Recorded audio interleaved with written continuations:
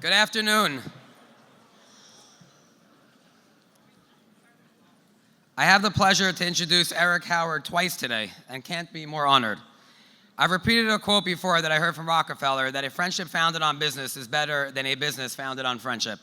Eric is the president and leader of CFG Bank and someone I am proud to call a close friend. We thank Jack Dwyer from CFG for arranging such a treat and having the governor here with us. Jack and CFG are strong supporters and friends of the governor. It's rare to have this opportunity in a public forum, and on behalf of all of us at ECOR and the Jewish community, we want to thank the governor for all your incredible efforts and actions you take for us. You set the landscape for other politicians to follow your strong support both here in Florida and beyond, especially your position and support of Israel.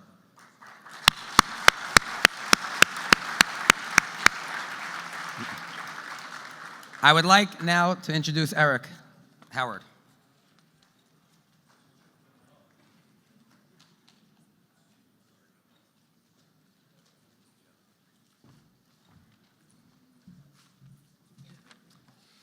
Thank you, Stephen, as always, for the very kind words. We're very excited, as always, to be here in Miami and at ECOR. And on behalf of Capital Funding Group, and as Stephen said, Jack Dwyer, it's truly our privilege to be able to introduce our very special speaker today. Obviously, his achievements and accomplishments speak for himself, but just a very quick background on Florida's amazing governor. A native Floridian, with blue-collar roots, Governor DeSantis grew up in Dunedin and worked his way through Yale University, where he was the captain of the varsity baseball team. He graduated with honors from Harvard Law, where he earned a commission in the U.S. Navy as a JAG officer. He deployed to Iraq in support of the SEAL mission in Fallujah, Ramadi, and the rest of the Anbar province. In 2018, Ron DeSantis was elected the 46th governor of Florida. As governor, he has led across a wide range of issues, successfully navigating Florida through the COVID pandemic, protecting Floridians from the harmful impacts of illegal immigration, expanding school choice, promoting public safety with a record 50-year crime low in the state, keeping Florida's economy strong, ensuring road improvement projects are fully funded and ahead of schedule, and making historic investments in environmental conservation and stewardship. Thanks to the governor's efforts, Florida ranks #1 among all 50 states for the economy, for education 2 years in a row, for higher education 8 years in a row, for attracting and developing a talented workforce, a parental empowerment and educational freedom initiative, for tourism and net in migration, and for law enforcement recruiting and support. Governor DeSantis is married to Casey DeSantis, an Emmy Award-winning television anchor. Together, they're the proud parents of their daughters, Madison and Mamie, and their son, Mason. It's my great honor and privilege here today to introduce Florida's Governor, Ron DeSantis.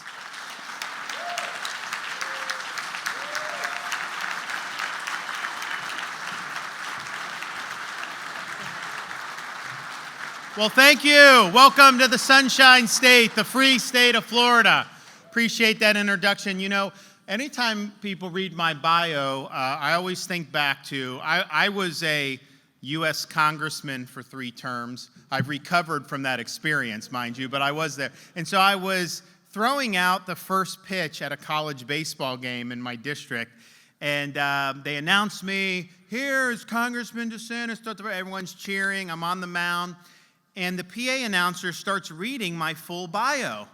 And it's like, he was born here. And the catcher's like sitting there, and I'm like, I'm not going to sit there and make all these people listen to this. So I was like, I waved I was like, hey, cut it off. I told the catcher, get down, rear back, fire, of course, a perfect strike. And everyone starts cheering. I'm shaking hands. The cheers die down. And he's just still reading my bio the whole time. And I'm like, what? So I didn't think anything of it. And then like the next, I think, spring, some a website, they decided to do a ranking on right before opening day of the season the best 5 elected official first pitches and the worst 5 elected official first pitches. The best was George W. Bush after 9/11 at Yankee Stadium. The worst, I guess, was Obama on one of his things.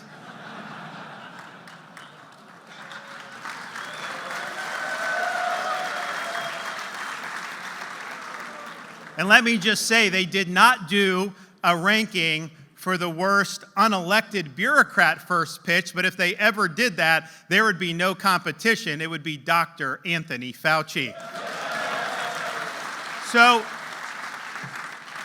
So they did Bush 1, I think they did JFK 2, and they did me number 3, and they said he threw a perfect strike and he did not make everyone sit there and listen to his whole biography. So I always think about that when they read, but it's good to be here. You know, it's interesting. Florida, we're obviously on the move. We're doing great. We've had a lot of migration that's come in. And when, we looked at the most recent election, Florida wasn't even contested. I got reelected by the biggest margin that any Republican has ever gotten elected in 22. So sometimes it's kind of hard to think back, but when I first got in, it was a very closely divided state. Most of the races were decided by 1 percentage point. We had 300,000 more Democrats in Florida than Republicans, and it never had any more Republicans than Democrats in state history. And so everyone was conscious about how does that balance shift one way or another? Because if it shifts 100,000 votes blue, then we may lose, right? If it shifts 100,000 vote red, that's a little bit more padding. So especially when COVID hit, we saw a lot of migration. And, I was born and raised in Florida. I never saw a California license plate growing up. We started seeing these California license plates. And my supporters are like, oh no, we do not want to be bringing in Berkeley and San Francisco into Florida. But it turned out most of them were actually fleeing that, and they were coming to Florida for a reason. But then, people with the New York license plates. And there would be people in Florida who would put flyers in the windshield of any car with New York plates in like Publix supermarket or wherever parking lot saying, do not vote down here the way they vote up there. And they were very concerned about all these New Yorkers coming. But the one thing I would always tell them, I was like, listen, if they got a kippah on, they're with us. It's good. Don't worry about it. And sure enough, it's true. And I made a lot of commitments when I ran. We've honored every single commitment. I mean, politicians overpromise and underdeliver. Sometimes it's good to underpromise and intentionally underpromise and overdeliver. I made really big promises, and we've over-delivered on those big promises across the board. But one of the things I said we would do, and we have delivered on this, is I said Florida would be the most pro-Israel state in the United States. And that's been 100% true.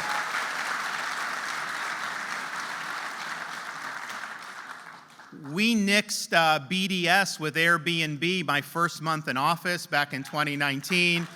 We just added Morningstar. Now we're working that out because they were trying to include BDS in this ESG garbage. So we were doing that. We have had a massive increase in Holocaust education. And if teachers minimize the Holocaust, they get fired in Florida. We're going to teach the truth. And when October 7th happened, we saw a lot. I mean, the world changed. Obviously, it was a horrific terrorist attack, the worst that we can remember, certainly in modern history of Israel and the Middle East, and it was the worst of humanity. And you saw a period of panic. There were Americans, a lot of Floridians, who were over in Israel, as is customary, and the federal government wasn't really doing anything to help them. So I got my emergency management team together, and we sent flights over to Israel to rescue the Floridians and Americans from the war zone. We brought back 1,000 people to Florida. And then when we saw what was going on in all these college campuses, the brutal anti-Semitism, which, look, that's obviously wrong. Make mistake. But it's worse when it's backed by powerful institutions. When you have a university system that is furthering these people, that is coddling these people, and refuses to hold them accountable, even when they're blocking doors, not allowing Jewish students to go into the library, harassing people based on their faith. They allowed at Columbia and these other places the inmates to run the asylum. Now, go down to the Sunshine State. What happened? Nothing. Why? Because if any of our university presidents were ever to allow our universities to turn into Columbia University, they would be looking for a job the very next day. We do not let the inmates run the asylum. And we also hold people accountable for their behavior. Look, First Amendment does not prevent you from saying and believing horrible things. That's just the reality, and that's the way our founding fathers intended it. But what we have a right to do is not to make you think the way we want to think, but to ensure that your behavior and your actions are consistent with how a university is supposed to be governed. And in Florida, when people stepped out of line, when their conduct crossed the line, we expelled those Hamas students. We denied them their degrees. We are not going to let them get away with all of this and have no consequences. So in Florida, you're responsible for your behavior. And if you're going to throw in with Hamas and try to take over the university campus, you will be held accountable. And that's the way it has to be if we want to have good universities. Now, and they basically said, tell us what's going to happen in the aftermath of the election. So I'm getting there, but I think a lot of stuff with the Middle East is going to get a lot better very, very shortly. And so be ready for that. And there's a lot that can be done quickly. So I think back on what's happened in Florida, certainly in terms of how we've moved in a good direction, and then with this most recent election in 24. And I think back to a debate that three of our founding fathers had at the dawn of the Republic. It was Dr. Benjamin Rush, Thomas Jefferson, and Benjamin Franklin. And they were debating what was the world's oldest profession. And so Dr. Rush, being a physician, said the world's oldest profession is the doctor because Eve was cut out of Adam's rib. Thomas Jefferson, who of course designed Monticello and the University of Virginia, said no, the world's oldest profession, it was the architect, because it was the architect that brought order out of all the chaos in the universe. And Benjamin Franklin said, no, you're both wrong. The world's oldest profession is the politician. Who do you think created the chaos in the first place? And there's some truth to that in terms of how people have responded to left-wing governance. And the reality is we've seen Americans vote with their feet in unprecedented numbers over the last 4 or 5 years. You look at states like Arizona and Nevada that went strongly red. That would not have happened if California had not forced so many Republicans to basically reach their limit, and they decided to pick up and leave to get rid of the dysfunction. You look at Florida. When I got elected, back when we had that balance, we had 300,000 more Democrats and Republicans. Today, we have 1.1 million more Republicans registered in Florida than Democrats. How does that happen? It happens because people are voting with their feet. Even in states like New York City, or New York and New York City in particular. You had places like the Bronx where Donald Trump did better than any Republican since Ronald Reagan in 1984. You look at, obviously, there's places in Brooklyn, Orthodox Jewish were through the roof, but even other places had eroded. And so what that tells me is that we're finally seeing, both from what's happened in Florida and some other red states, but also the national election, is the dysfunction, the failures of leftist government that we've been seeing and we've been frustrated about for so long. Those chickens have come home to roost. People understand the failures that those policies represent, whether it's bad economic policies, which helped drove the inflation, and that, if prices had not gone up over the last 4 years, Democrats would have had a much better chance. I mean, the reality was that was a big, big problem. Having an open border, letting people in who are getting released from prisons in these other countries, bringing in people from the Middle East, bringing in people from China, a total catastrophe. And you know, it was fine for the left when it was overrunning Texas towns. The minute we sent 50 to Martha's Vineyard, then all hell broke loose. They didn't want to see that. But you've seen them have policies that have incentivized people to come illegally in Los Angeles and New York City and Chicago, and people realize it doesn't work. You look at what happened with these teacher unions during COVID. They wanted the kids locked out of school indefinitely. In Florida, we said, no, every kid has a right to be in school, and our schools will be open. But that wasn't what was happening in these big blue cities. You look at the homeless everywhere in places like Los Angeles and San Francisco. We have a law in Florida that says homeless are not allowed to be on the sidewalk or be in parks or in front of people's businesses. It's just the way you govern society. Doesn't mean you don't try to help homeless, but when you allow what happens in San Francisco, you're going to get more of the homeless. It is not solving the problem, it's exacerbating the problem. So people have seen that, and that's why I think in some of these deep blue cities, some of you are familiar with, like New York, Los Angeles, even Chicago, you saw movement amongst constituencies that people said Republicans couldn't compete with. So I'm heartened by what's happened in Florida with the movement. I'm heartened by what happened nationally, because I think that so much of politics is smoke and mirrors. So much of it is nonsense with the lying media, with all this stuff that's always out there. And voters at the end of the day still respond to results. And if you're giving bad results, then they're more likely to punish you as a result of that.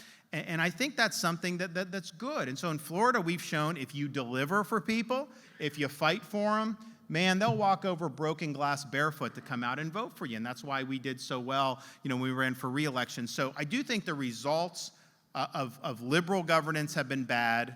I think that was a fuel for the collapse of the Democratic Party in this more recent election. And I think it's animated migration across a number of these states in really meaningful numbers. So what's likely to happen going forward?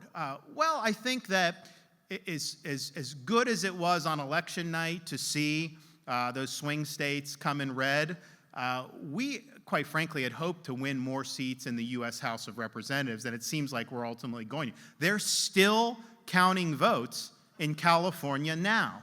And so we had Republicans that were winning on election night, and now one of them just fell behind, another one may. I mean, how is this? Florida, we counted it on election night. We're certifying it tomorrow morning. So it's likely to be a very narrow majority in the U.S. House of Representatives. It will be a majority, but probably just a few votes. That makes it difficult to move legislation. It just is. When I was in Congress for President Trump's first two terms, we had about 239, 240. So you could lose 20 members and you'd still have 218 to be able to pass something. Now you really can't lose anybody to be able to pass. So that's going to be difficult in terms of the legislation. The Senate, was okay. I mean, we knew we were going to win West Virginia. We knew we weren't going to lose any of our seats. Montana and Ohio were red states, so we felt good about it.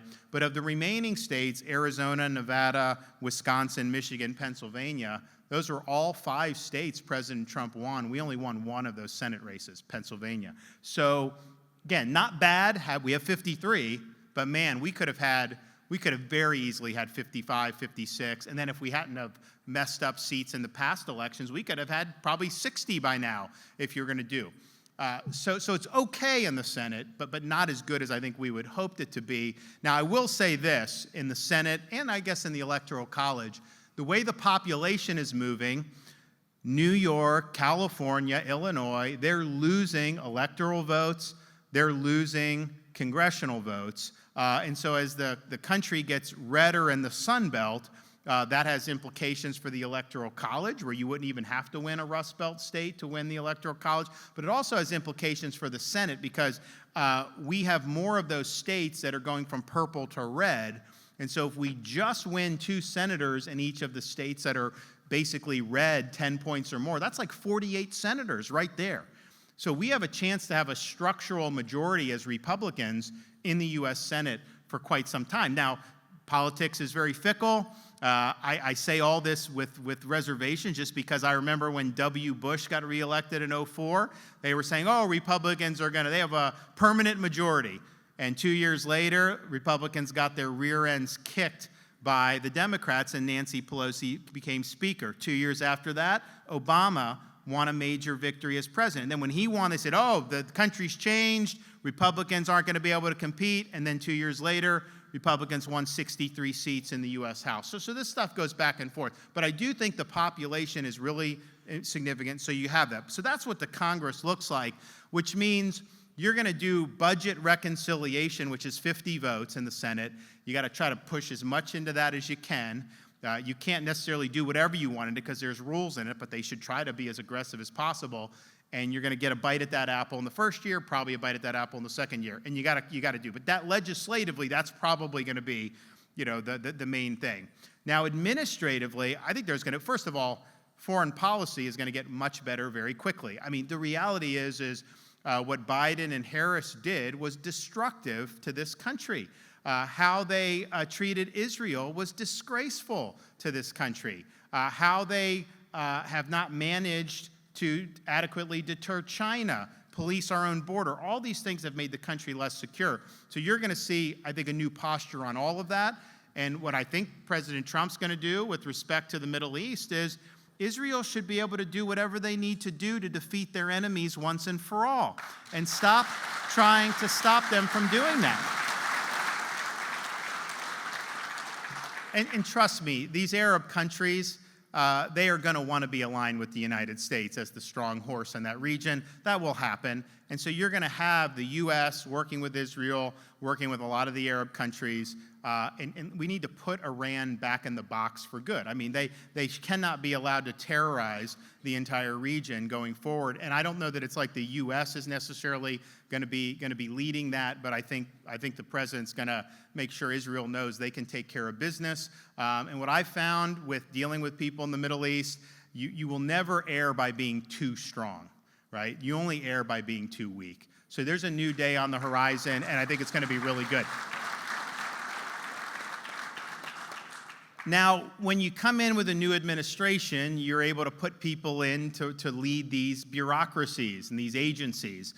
And I know that there's been a lot of people that have been nominated so far. I know the media is up in arms on some of them, and people can say, what they want. I mean, it's a free country, obviously. But what I would say on that is the picks that are being made are picks of a president that wants to see these agencies turned inside and out.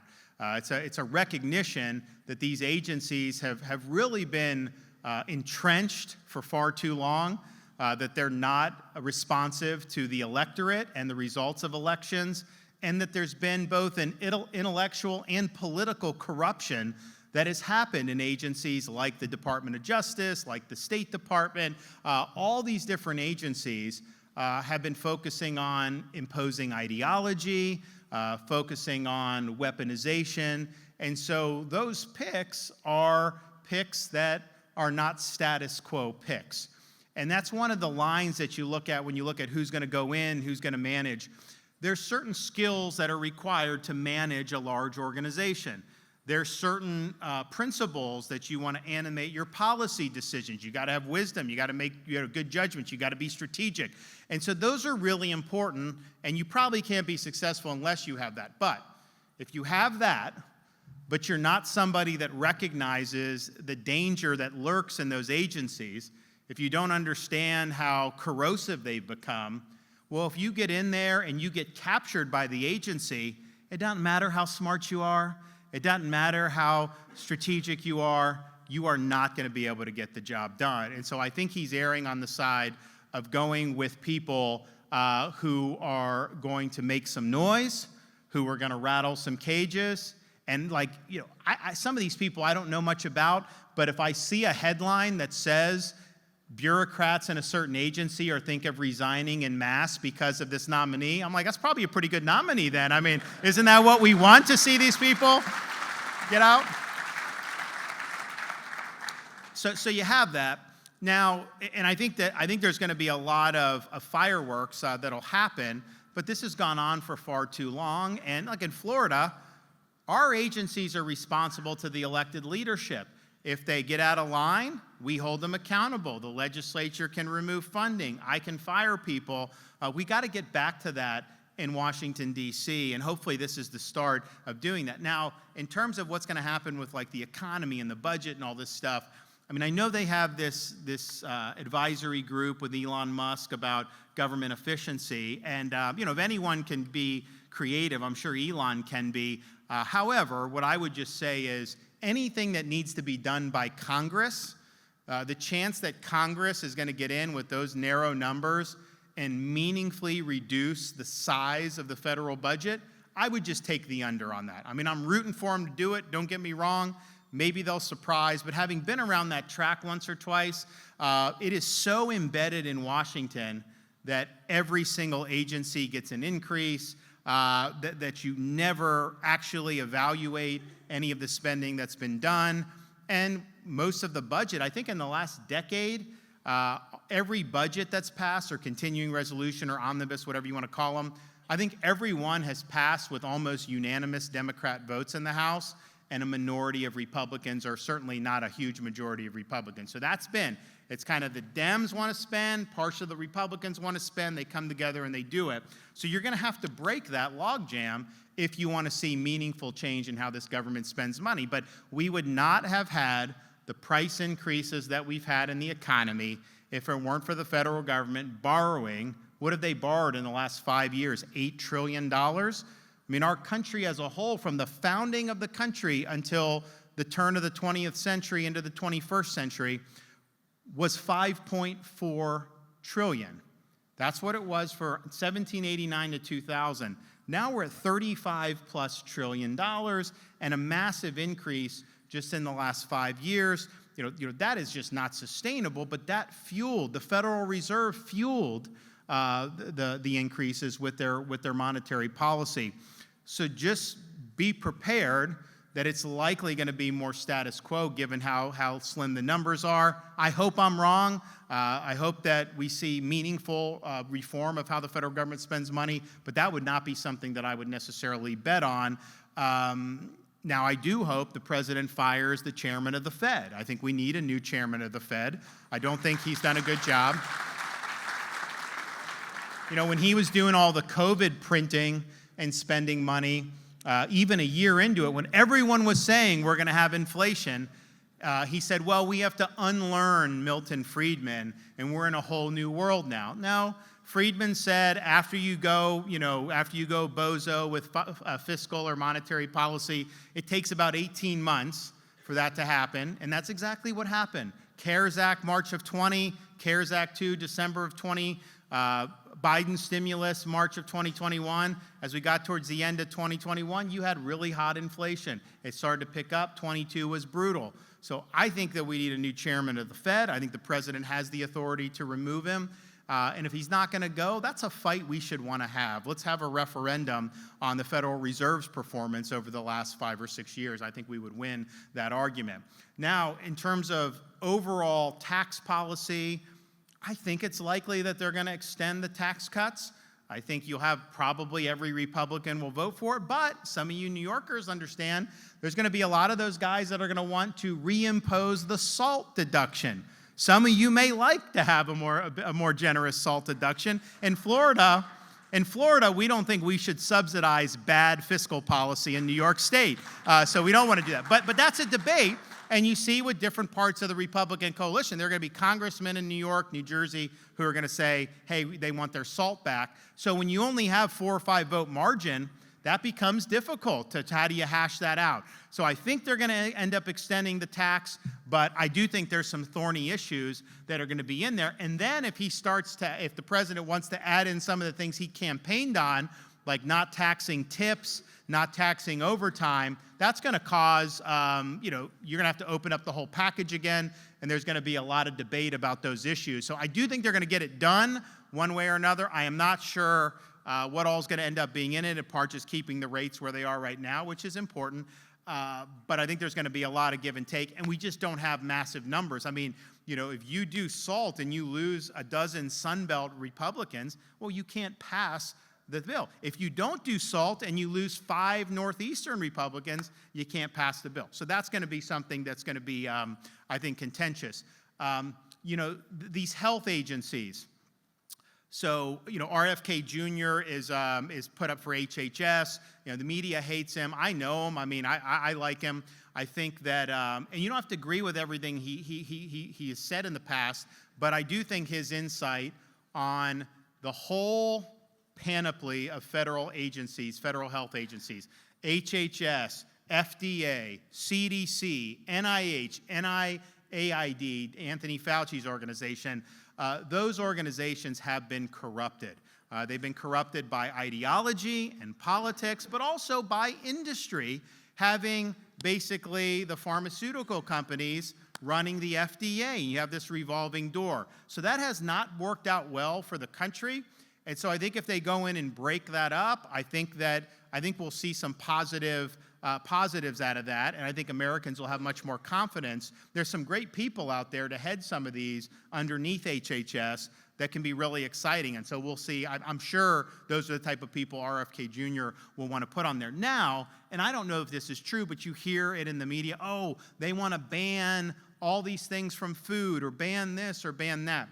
I don't think that's what they want to do. I think they just want to have information for people, make sure that the recommendations coming out of these agencies aren't, remember when they said, don't do fat, right? Do fat-free. They would say that.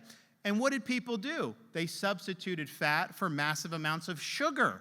And they were telling you, well, if you just do sugar, no, sugar is not healthy. I mean, it causes problems too. So how did that happen? Well, industry was involved in that. How does some of the medications? Well, the pharmaceutical companies are back. So if they do that, I think. But if you do start saying you're not going to be able to use this type, my fear on that is just that would cause food prices to increase. And we have had probably the most animating issue of this most recent election was people going and ringing up these massive grocery bills. That's a reality that no American can get away from. It's a reality that affects people who are poor, working class, middle class, even affluent, when they see how much their bills are going up. So I don't know where they're going to go on that. There are possible ways they can go that would cause prices to go up. I also think a flashpoint early on is going to be the president's decision on tariff increases.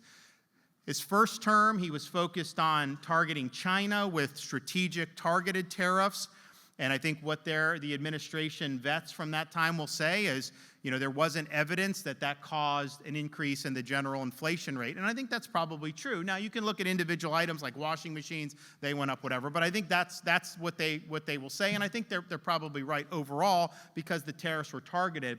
If you do a 10 or 20% tariff on every foreign good, how is that going to impact, prices and the economy? How's that going to impact small businesses?